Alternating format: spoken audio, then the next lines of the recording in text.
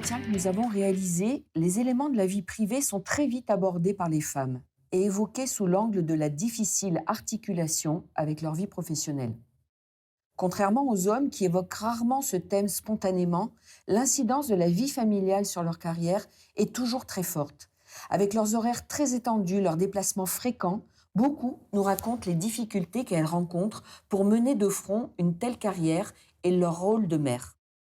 Mais en revanche, le fait de vouloir mener une carrière et d'avoir 3 enfants, là, le quotidien reste quand même très dur. Très, très dur. Parce que parce que tous les jours, c'est compliqué, quoi. L'organisation, les activités des enfants, s'ils sont malades alors que j'ai des réunions importantes, les devoirs, je passe parfois mon week-end à ça. Et mon mari, bon, qui partage raisonnablement, mais enfin pas plus que ça quand même, hein. Je sais par exemple que si c'est lui qui garde les enfants, je sais que quand je vais rentrer, ils vont pas être douchés, les devoirs vont pas être faits et ils vont être avec un bout de fromage devant le canapé, devant la télé. Je le sais. Donc soit je m'énerve, soit j'appelle 10 fois avant, je fais 50 SMS pour dire pense à ça, pense à ça. Soit ça me met hors de moi et j'en ai marre et voilà. Quand c'est ma mère, je sais que ça sera fait comme moi. Donc, ça change pas avec les années. Et pourtant, ils grandissent. Moi, je dirais que me concernant, il est clair que ça a été très compliqué entre 30 et 40 ans. Mais vraiment très compliqué.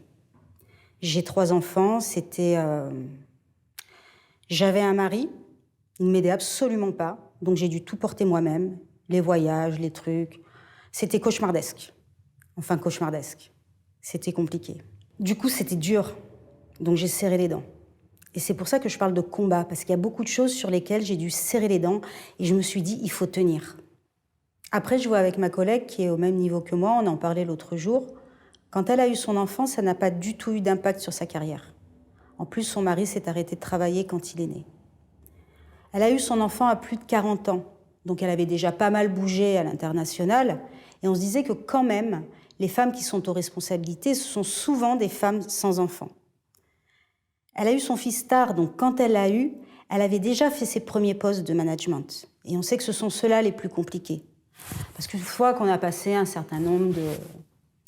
Enfin, quand elle a eu son fils, elle était déjà membre d'un COMEX et le plus dur était fait. Donc du coup, elle a pu travailler 20 heures par jour, 7 jours sur 7, ce qu'elle n'aurait pas pu faire si elle avait eu des enfants. Ne pas pouvoir fortement déborder sur les horaires standards peut pénaliser les femmes en les privant de l'accès à certains contacts le soir ou les week-ends. Or, à ces niveaux de responsabilité, l'information sur les postes vacants reste assez confidentielle et c'est souvent le bouche à oreille qui est à la source de l'information. Une bonne insertion dans des réseaux est donc très favorable au déroulement de la carrière et la difficulté d'y accéder ou de les entretenir régulièrement peut donc freiner les femmes dans leur mobilité ou dans leur progression professionnelle. Mon compagnon, je l'ai rencontré ici, donc on travaillait dans la même entité à l'époque. Et comme je suis rentrée dans son intimité, je me suis rendu compte qu'il avait une vie parallèle cachée en dehors du bureau, par réseau, que moi, j'avais pas du tout. Et ça a été hyper choquant pour moi, parce que je me suis rendu compte qu'en fait, quand on est une femme, on a beau bien s'entendre avec tout le monde, être professionnel, etc., eh ben, on n'est pas un homme.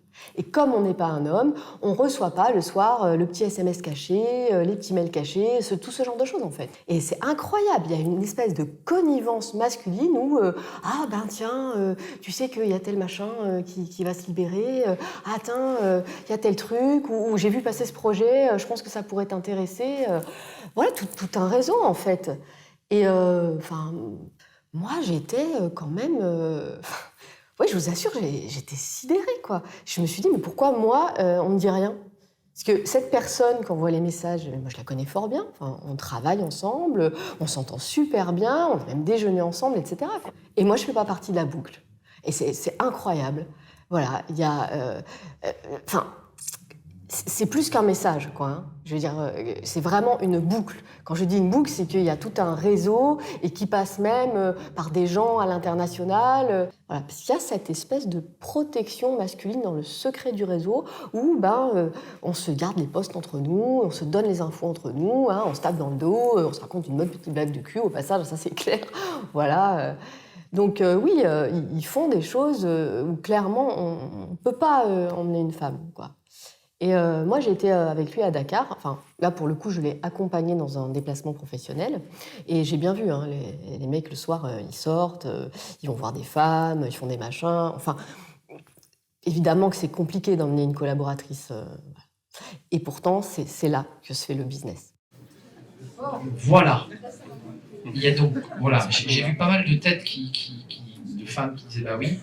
Et je ne sais pas si les hommes se trouvaient dans la description de la première partie de l'extrait sur des femmes qui étaient en galère parce qu'elles s'occupaient le soir en rentrant de la vie des enfants.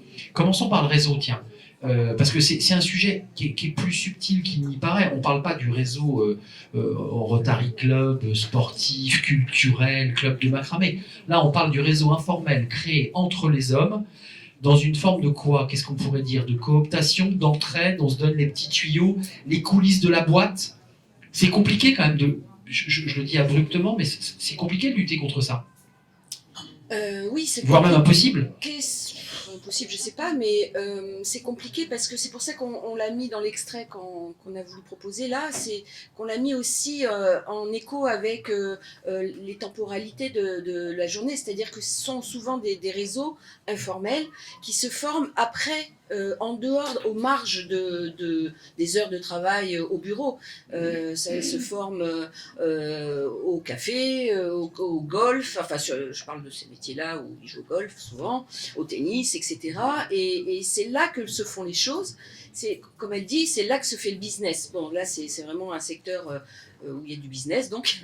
Et donc, est-ce que c'est possible de lutter? Donc, on va le voir plus tard. Il y a des réseaux, mais là, qui sont institués de femmes cadres qui s'installent, qui essayent de résister, justement, enfin, de compléter. De créer le leur. De créer leur réseau, exactement, pour essayer de compenser ces réseaux informels. Mais ces réseaux informels ont la vie très dure et c'est compliqué de lutter contre.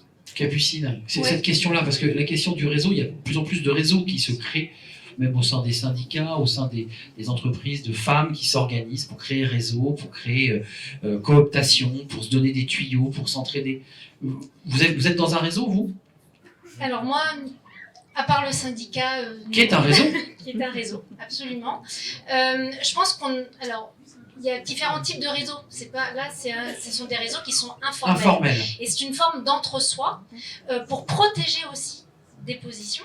Qui exclut la femme. Hein. Qui exclut les femmes. Et donc, on n'empêchera pas des formes de réseaux informels, parce que ça, de fait, Impossible. on a tous WhatsApp et on est tous en capacité de prendre le numéro de téléphone de n'importe qui. En revanche, comment on lutte contre ça? Moi, je crois beaucoup à la question de la transparence. Transparence, et donc d'avoir des grilles qui mettent clairement en place les critères pour l'embauche, clairement en place les critères pour les rémunérations, pour les promotions, et que tout cela soit disponible, visible, mis à disposition. C'est la transparence de Christelle tout à l'heure. Oui, voilà, parce que moi je voulais revenir là-dessus, sur ce dont Christelle parlait tout à l'heure. Il y a une directive européenne de 2023 qui doit être transposée et qui le sera nécessairement dans le droit français. Oui. Elle est prévue pour être transposée l'année prochaine. Ouais, il y a un délai. On est déjà en fin 2024, donc c'est dans vraiment pas longtemps. Et qui est une directive donc, sur la transparence salariale qui va obliger les employeurs à rendre disponible à la fois le niveau de rémunération à l'embauche, et donc en fait que les salaires soient d'ores et déjà affichés, enfin tout un tas d'autres critères.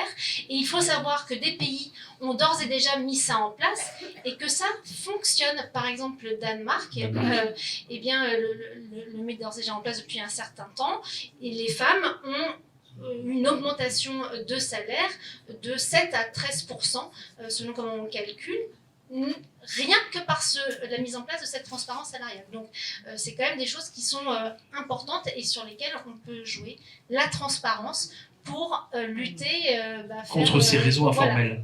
Christelle, un mot, et Sabine ensuite, parce qu'il y a quand même la première partie de cet extrait qui est extrêmement fort et qui impacte les femmes. J'ai vu beaucoup de gens qui réagissaient. On a 3 enfants, je suis une femme, et je vais me censurer dans ma carrière parce que je ne pourrais pas tout faire. Christelle, sur le réseau ou sur les femmes qui se censurent?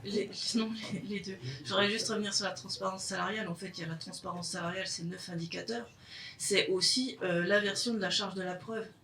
Et ça, c'est important aussi. Donc, il n'y a pas que ça derrière. Inversion de la charge de la preuve, c'est-à-dire qu'il faut prouver. Avant, c'est-à-dire qu'on arrivait en tant que syndicaliste avec un dossier en disant, voilà, madame Untel, elle est discriminée en termes de salaire.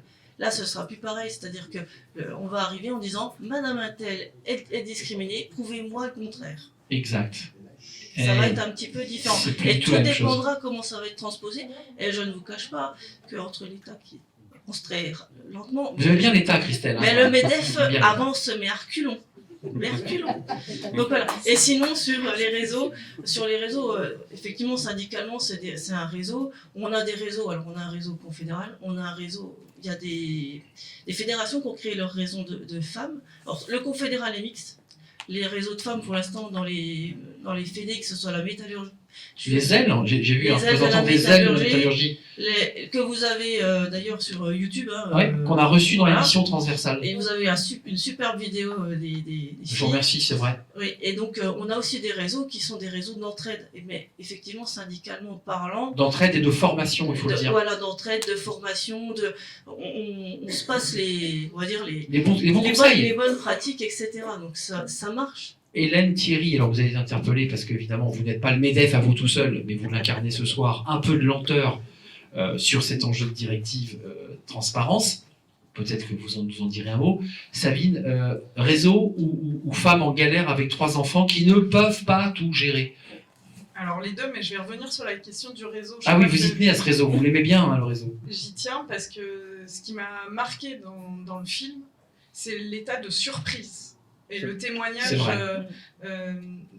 finalement d'un monde qui se passe en dehors de ce qu'elle pouvait imaginer alors qu'elle travaille au sein de l'entreprise. Et donc je crois que le montrer en film, nous en faire part, sensibiliser, c'est important pour qu'on en prenne conscience aussi et que hommes et femmes on en prenne conscience parce qu'on ne pourra pas travailler ce sujet de l'égalité pro si on cloisonne hommes et femmes d'un côté.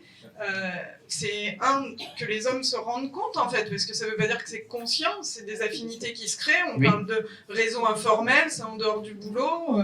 Finalement, en fait, il n'y a pas forcément de conscience et de choix de dire... c'est en dehors du boulot, mais ça parle boulot. Enfin, je veux dire, c'est à la fois hors boulot et dans le boulot. Hors boulot sur des activités extra-pro qui ramènent du business. Exact. Et en fait, c'est aussi montrer aussi aux femmes que ça existe. Et qu'elles peuvent le faire. On peut en faire partie aussi. Mais quand on ne sait pas que ça existe, on ne peut pas y prendre part. Justement, donc je pense que la sensibilisation et d'aborder les sujets peuvent permettre aussi d'éveiller les consciences des deux côtés. On a parlé du plafond de verre, mais pour faire la transition, ces femmes qui ne savent pas, ne veulent pas, vous n'êtes pas d'accord, Vanessa? Si vous êtes d'accord avec ça, vous voulez prendre le micro pour nous le dire ou pas? Et ensuite sur la difficulté des femmes à gérer vie pro, vie perso. Voilà, je voulais lier les deux, c'est-à-dire que dire qu'elles peuvent, c'est un peu rapide en réalité, il suffit pas. Alors bien sûr, c'est essentiel. Il faut le vouloir, mais il faut le pouvoir en termes de calendrier. C'est ça, c'est l'idée de faire prendre conscience à la fois aux femmes, mais aussi aux hommes que ces réseaux existent. Et bien sûr qu'il ne s'agit pas de dire que les hommes veulent exclure volontairement les femmes de ces cercles dans lesquels ils échangent, sauf que les femmes sont empêchées d'y participer. Pourquoi? Parce qu'elles ont la deuxième journée qui les attend, même sans avoir 3 enfants, en ayant un seul ça peut suffire, voire aucun, mais on va quand même gérer les courses, le ménage, les relations sociales du ménage, etc. Et tout ça, c'est du temps qu'on consacre à d'autres activités que l'activité professionnelle et que le réseautage. Voilà. Et donc c'est évidemment lié à l'autre sujet de cette capsule, à savoir le rôle de la parentalité dans les inégalités entre les femmes et les hommes sur le marché du travail globalement. C'est fondamental. Je rappelle que Claudia Goldin, 3e femme à recevoir le prix Nobel d'économie en 2023, elle a reçu le prix Nobel pour ses travaux sur ce sujet-là, où elle montre et elle l'a montré depuis longtemps, et historiquement avec des données, avec un recul très important, que l'arrivée des enfants dans la vie des couples crée un point de bascule. Un point de bascule qui fait que pour les hommes, ça va créer un booster de carrière. Et pour les femmes, ça va créer un frein, carrément, quelque chose qui décline et qui ne sera jamais rattrapé. Christelle et Sabine, excusez-moi, à l'APEC, vous faites beaucoup d'études. Oui, Enfin, c'est un fait. Oui, et que l'écart se creuse factuel. avec l'arrivée des enfants, il n'y a aucun doute, puisque sur l'équilibre vie pro, vie perso, on passe de 40% de femmes qui déclarent effectivement avoir plus de difficultés à concilier vie pro, vie perso, à 49. Ouais, et pour réussir, il ne faut pas avoir d'enfants, en fait. C'est ce qu'on entend aussi un peu implicitement dans le film. C'est plus compliqué, mais effectivement, on entend que la parentalité joue un rôle non négligeable dans l'arrêt, en tout cas la stagnation des carrières des femmes. Et en fait, ce qui est important, c'est aussi que souvent on parle de choix. Oui, et même les femmes, hein, on en parle, c'est mon choix, etc. Non, c'est pas qu'un choix, en fait, c'est parce qu'on n'a pas d'autre possibilité. C'est une contrainte. Ça arrive, en fait, force est de constater qu'on a un choix à faire entre carrière ou évolution professionnelle. Et en fait, d'avoir conscience de ça, ça peut permettre aussi de se dire, il faut décloisonner.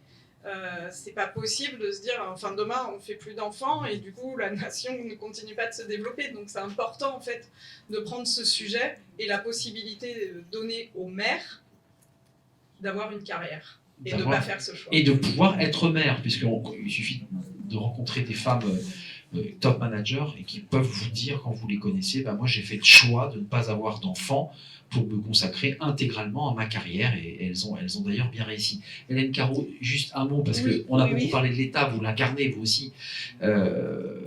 Sur ces sujets-là, réseau compliqué, là c'est très informel, l'État a du mal à pouvoir agir sur ces sujets, mais en revanche sur ces femmes en difficulté, parce que submergées par une vie perso trop difficile, qu'est-ce que peut faire l'État ? Alors, déjà, je voudrais reposer une question, c'est la question de la répartition des tâches familiales et parentales. C'est-à-dire, tout le monde considère comme évident que ce sont les femmes qui doivent tout prendre en charge, mais on peut peut-être se dire que le moment où la femme est neutralisée par la grossesse est extrêmement court.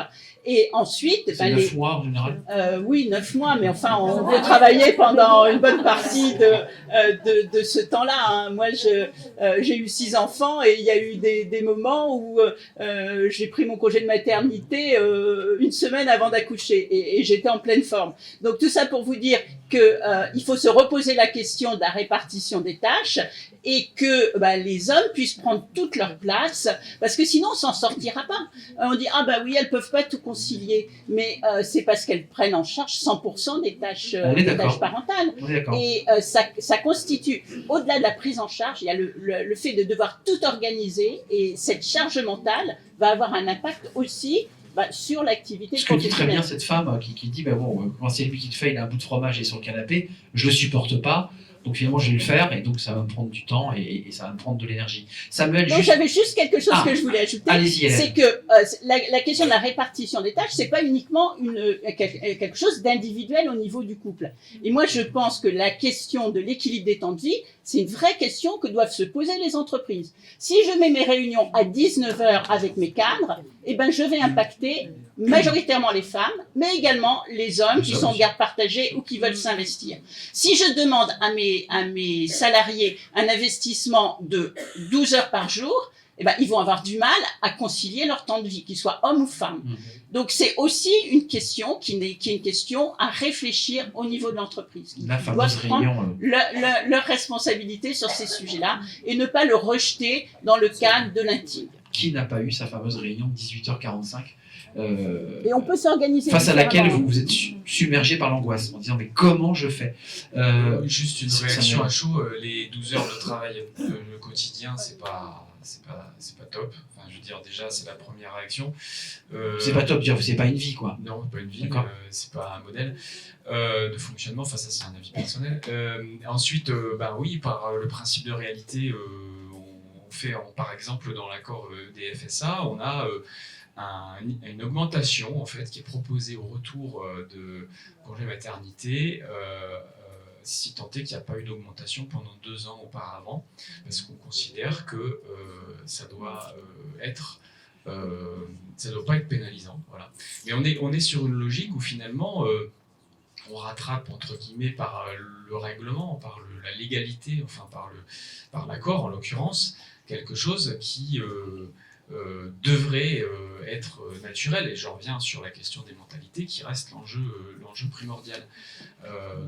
Voilà, donc on a dans nos accords, tous dans les entreprises respectives, et qui plus est quand elles sont grandes, tous les outils, les dispositifs, il y a aussi globalement les augmentations, ce qu'on appelle à EDF les NR de rattrapage, les NR égalité homme-femme, c'est-à-dire le niveau de rémunération qui sont des outils de rattrapage de la carrière, parce qu'il y a une analyse de statistiques qui est faite de façon très mathématique, qui permet de voir les décrochés. De rectifier en fait. De voir quand il y a des décrochés qui ne sont pas justifiés. On va aborder le 3e extrait de ce documentaire, vous voyez, qui est très très riche, qui contient beaucoup d'informations et aussi de réflexions, parce que c'est aussi l'intérêt de ce documentaire.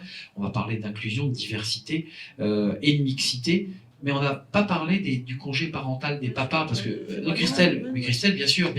J'aimerais bien je vais faire tirer les oreilles. Oui, c'est surtout qu'on a été sollicité par le gouvernement pour étudier cette question-là. Alors c'est pas moi qui m'en suis chargée parce que c'est pas mon secteur, mais pour autant je suis bien au fait. Donc ce qu'on attend, c'est effectivement qu'il y ait un congé parental qui soit partagé pour nous. Enfin ça c'est notre doctrine CFE-CGC, c'est-à-dire il faut que les papas aient une place. Pour qu'ils aient une place, il faut qu'ils soient partagés, qu'ils soient obligatoires, à la même hauteur. J'entends bien obligatoire. Sinon, on ne le prend pas. Le congé paternité. Et de la même durée. Et de la même durée, et bien rémunéré. Parce que s'il n'est pas rémunéré, on va retomber dans le cercle vicieux. Aujourd'hui, c'est quoi? C'est 80% du net Oui, mais il y a quand on est cadre, il y a le plafond. Il y a le plafond. Et quand il y a le plafond... L'entreprise peut abonder, je crois, pour compléter, non? Je dis une bêtise. Ça pourrait, par accord. Ouais. Mais il faut qu'il y ait un accord. Oui, mais c'est pas le cas partout, c'est ça que je veux dire. L'entreprise peut faire l'effort d'abonder. J'en ai pas encore trouvé. Vous n'en avez pas entendu parler, d'accord. Thierry, vous avez dirigé des entreprises, un gros cabinet d'expertise comptable. Vous avez été donc chef d'entreprise, la tête dans le guidon, comme on dit. Ces sujets-là, de ces femmes qui disent globalement, je ne peux pas accéder à ce poste parce que de fait, ma vie perso me contraint. C'est même pas le syndrome de l'imposteur, c'est juste que je ne peux pas le faire. C'est un constat, ça. Dans tout ce que j'ai entendu là tout à l'heure, on fait le constat d'un problème de société. Mais c'est pas à l'entreprise, là je reprends ma casquette du MEDEF, vous voyez que je représente Patrick Martin, mais c'est pas à l'entreprise de régler les problèmes de société. Quand j'entends... Mais la société rentre dans l'entreprise, pardonnez-moi. Oui, mais c'est pas à l'entreprise à les régler ces problèmes-là. Les problèmes de couple, c'est quand même pas à l'entreprise à les régler. L'égalité de monsieur et de madame par rapport à s'occuper des enfants, c'est pas à l'entreprise de régler ce problème-là. Et quand j'entends, et là je suis obligé de réagir par rapport à l'inversion de la discrimination, on demande toujours tout à l'entreprise en fait. C'est-à-dire que l'État demande à l'entreprise on va demander à l'entreprise de prouver, l'entreprise doit, et c'est pour ça que le MEDEF réagit. C'est-à-dire qu'on ne peut pas à chaque fois qu'il y a un problème en France dire il faut que l'entreprise règle ce problème-là. Ça n'est pas possible. Après, je voudrais réagir sur les réseaux. Je suis complètement d'accord pour le vivre en tant qu'homme. Il n'y a pas de débat là-dessus, c'est vrai. Je le constate, moi aussi. Par contre, je voudrais réagir parce qu'il n'y a personne qui a parlé de la fin de ce que dit madame. Moi, je ne veux pas qu'on stigmatise les femmes, mais je ne veux pas qu'on fasse la même chose pour les hommes. Oui. C'est-à-dire qu'à chaque fois que les hommes vont en déplacement, ils vont tromper leurs femmes. Ça, c'est quand même quelque chose que je ne veux pas entendre non plus. Ça, c'est je peux juste réagir parce que... Voilà. Ouais, Capucine et évidemment les réalisatrices sont interpellées, donc elles vont réagir. On ne demande pas tout à l'entreprise. Voilà, on faisait référence à l'accord directive transparence. Alors, en fait, il y a plusieurs niveaux d'action. D'accord. Bon. Et effectivement, l'entreprise, elle est insérée dans une société et elle prend et elle vit effectivement des inégalités qui viennent de beaucoup plus loin évidemment, dès l'école, etc. Enfin, il y a tout un tas de des inégalités et les biais. Elle en est le réceptacle, en fait. Viennent de loin. Néanmoins, comme je disais, il y a plusieurs niveaux d'action. On parlait du niveau européen qui est un des leviers. Il y a le niveau national où il faut absolument mettre en place effectivement un congé parentalité de même durée et obligatoire, à bonne rémunération pour les femmes et les hommes. Voilà, pour les deux. Obligatoire parce que les hommes ne le prennent pas systématiquement quand il n'est pas obligatoire. En fait, il faut qu'on regarde un petit peu ce qui se passe ailleurs. Parce que quand on regarde, ne serait-ce qu'en Europe, en fait, on se rend compte que c'est possible. Et en fait, voilà, et ben oui, il y a des décisions qui sont des décisions politiques qui sont prises dans d'autres pays et qui ont effectivement ce type de congé parentalité et ça fonctionne. Et ensuite, il y a aussi le niveau de l'entreprise. Moi, je suis désolée, à un moment donné, les entreprises, les salariés, la direction, etc., sont responsables aussi de la façon dont ça se passe collectivement et on peut mettre en place aussi des accords qui soient mieux disants. Moi, j'ai travaillé dans une institution, en l'occurrence c'était un ministère précédemment, où décision avait été prise de finir, pas une réunion après 17 heures. Point, voilà, et puis c'est fait, et on avance. Bon. Et il y a évidemment plein d'autres choses qui peuvent être mises en place. Merci Capucine pour cet éclairage et ce point de vue. Donc on voit qu'il y a un débat de fond au-delà même des enjeux d'égalité femmes-hommes sur quel est le rôle de l'entreprise, jusqu'où doit-elle aller. C'est la question qui est posée par le MEDEF. Mesdames, vous êtes interpellées par un homme, et je fais partie évidemment de cette catégorie, et il dit, mais je veux pas qu'on discrimine les hommes parce qu'effectivement ils passent pas tous leur temps à coucher ou à tromper leurs femmes quand ils partent en déplacement. Voilà ce qu'il nous dit. Oui, j'ai pas envie de répondre là-dessus parce qu'en effet, je suis tout à fait d'accord. Tous les hommes ne trompent pas leurs femmes quand ils sont en déplacement, enfin je pense, donc il n'y a pas de sujet là-dessus. Non, je voulais juste, mais bon, Capucine l'a dit très bien, c'est-à-dire que l'entreprise n'est pas seulement le réceptacle des inégalités qui sont dans le couple ou ailleurs. Elle est aussi très actrice quand on voit ces femmes et ces hommes à ces niveaux de responsabilité qui travaillent 16 heures par jour. Moi, j'estime que, en effet, l'entreprise joue un rôle dans les inégalités. Voilà, donc Capucine a rappelé qu'il y a des choses qui peuvent être faites dans l'entreprise pour éviter ce présentéisme à outrance, cette disponibilité permanente le soir, le week-end, les vacances et pendant les congés maternité aussi. L'entreprise a son rôle à jouer pour essayer d'atténuer tout ça. Voilà.